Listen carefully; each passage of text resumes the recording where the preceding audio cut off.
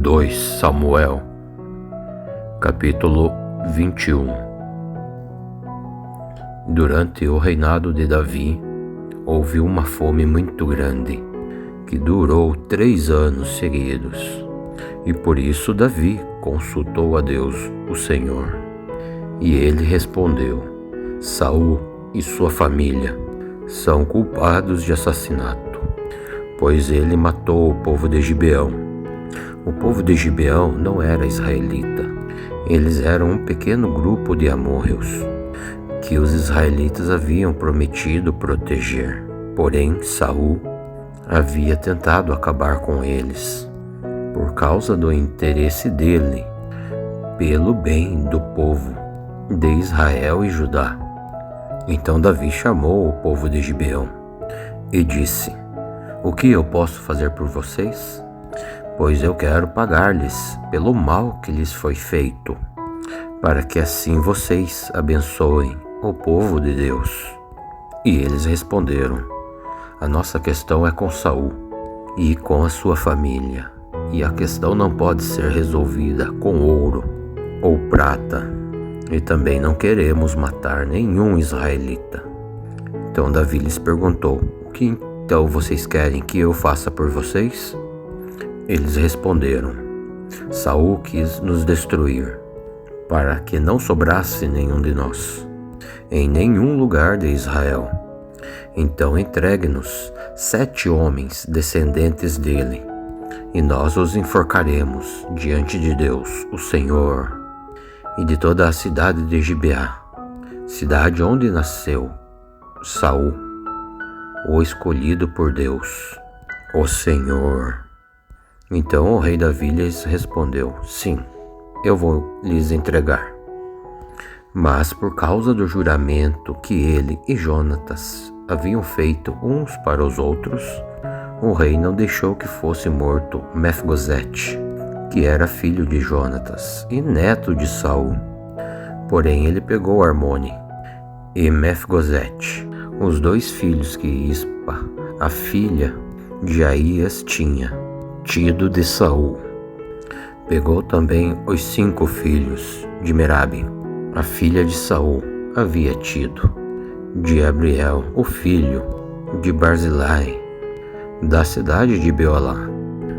E Davi entregou os 7 ao povo de Gibeão, e eles os enforcaram no monte, diante do Senhor, e todos os 7 morreram juntos. E isso aconteceu no fim da primavera, no começo da colheita da cevada. Então Rispa, concubina de Saul, pegou um pano grosseiro e com ele fez um abrigo em uma rocha. E ali ficou desde o começo da colheita até o começo das chuvas do outono cair sobre os 7 corpos, e não deixou que as aves se aproximassem deles de dia, e nem os animais selvagens de noite. E quando soube o que Rispa tinha feito, Davi foi e tomou dos moradores de Jabes de Gileade os ossos de Saul e de seu filho, Jonatas. Os moradores de Jabes haviam tirado os corpos de Bet-san, onde os filisteus os tinham pendurado no dia em que mataram Saul no monte Gilboa. Davi então colocou os ossos de Saul e de Jonatas, junto com os 7 homens que haviam sido enforcados. Sepultaram os ossos de Saul e Jonatas no túmulo de Quis, o pai de Saul, na cidade de Zela, no território de Benjamim. E tudo o que o rei mandou foi feito. Então, depois disso, Deus, o Senhor, respondeu às adorações de seu povo por todo o país. Houve outra guerra entre os filisteus e o povo de Israel. Então Davi e os seus soldados foram e lutaram contra os filisteus. Durante essa batalha, Davi ficou muito cansado. Um gigante chamado Isbi, ele tinha uma lança de bronze que pesava mais ou menos 5 quilos, e ele estava usando uma espada nova.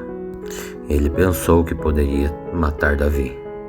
Porém, Abisai, cuja mãe era Zeloia, socorreu Davi, atacou o filisteu e o matou.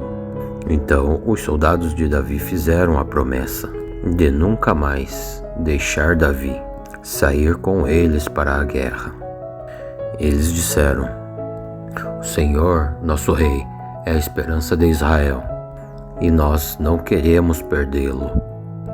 Depois disso houve outra batalha contra os filisteus na cidade de Gobe, e Sibecaia, da cidade de Rusa, matou um gigante chamado Seife.